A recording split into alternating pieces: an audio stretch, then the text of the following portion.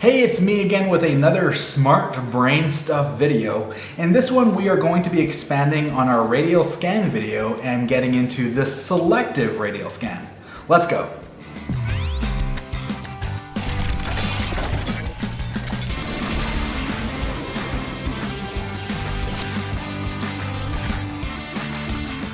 So yeah, in another video we talked about the radial scan. We saw that the radial scan is centered on the attitude indicator and that the scan follows radials from the attitude indicator to the performance instruments and back again.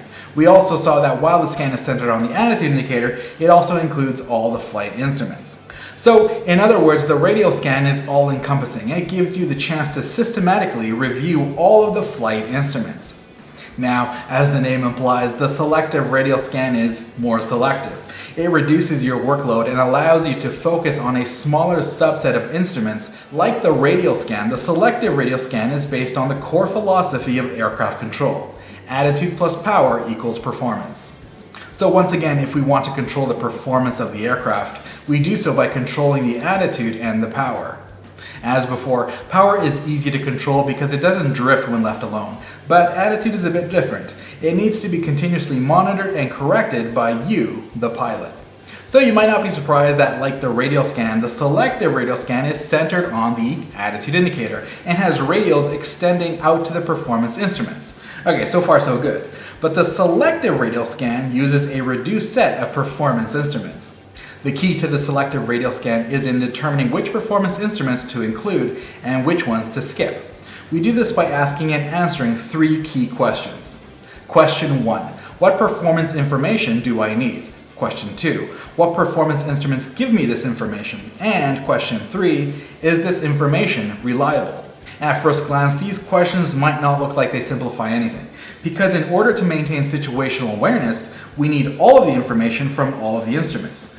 This would be fine if it was possible, but the limitations of the human eye and the human brain dictate that we only read one instrument at a time, and we use a series of instrument readings to build our comprehensive air picture. This is where the idea of the scan comes from in the first place. So if we want to maintain an effective scan and manage our workload, it's useful to systematically reduce the information we need. This is where our three questions come in. Okay, to see how we might apply our three questions, let's run through an example. Let's consider straight and level flight and ask and answer our three questions. Question number 1. What performance information do I need? Well, it's in the name of the maneuver. We want to fly straight and we want to fly level. To fly straight, we need to know our heading. And to fly level, we need to know our altitude. Question number 2. What performance instruments give me this information?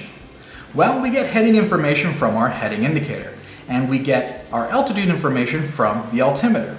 So the heading indicator and the altimeter are the performance instruments of interest. Before we look at question number 3, let's build our scan. The selective radial scan is like the radial scan in that the attitude indicator is central for control, and the performance instruments are placed on radials away from the attitude indicator. The difference is that we only include the performance instruments that we actually need. So the straight level scan is centered on the attitude indicator and has radials leading to the heading indicator and the altimeter. That's it. This is our primary scan for straight level flight. So what about question number 3? Is this information reliable? In a perfect world where the instruments never fail and there are no instrument misinterpretations, we wouldn't need this question. But we don't live in that world, so a complete air picture includes an awareness of instrument and information reliability. One of the tools we use in identifying instrument failures or interpretation errors is to cross-check instruments that give us complementary information. So we look at the altimeter to stay level, but we also occasionally cross-check the vertical speed indicator and the airspeed indicator to see if the indications are consistent with what the altimeter says.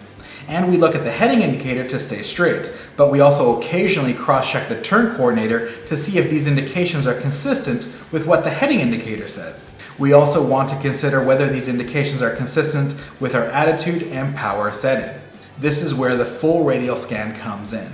While we might spend most of our time working through the selective radial scan, we occasionally need to review all of the flight instruments for this cross-check. This is called the radial scan. So the radial scan isn't just a more basic starting point when you're learning. It's also a useful scan in its own right and helps us determine if the information we're getting is reliable. Now, how to deal with the situation when the information becomes unreliable is a whole other conversation, so we'll leave that for another video. But that's all I have for you on the selective radial scan. So it's time to say goodbye for now, but before I let you go, I want to tell you about our course, Flight Instrument Essentials, which will make you a rock star on the flight instruments. The course has a 4.5-star rating and over 50 students have enrolled. There is absolutely no commitment as we offer a 30-day money-back guarantee, so enroll with the link in the description. As for me, I'm out. Thanks for watching and have a wonderful day.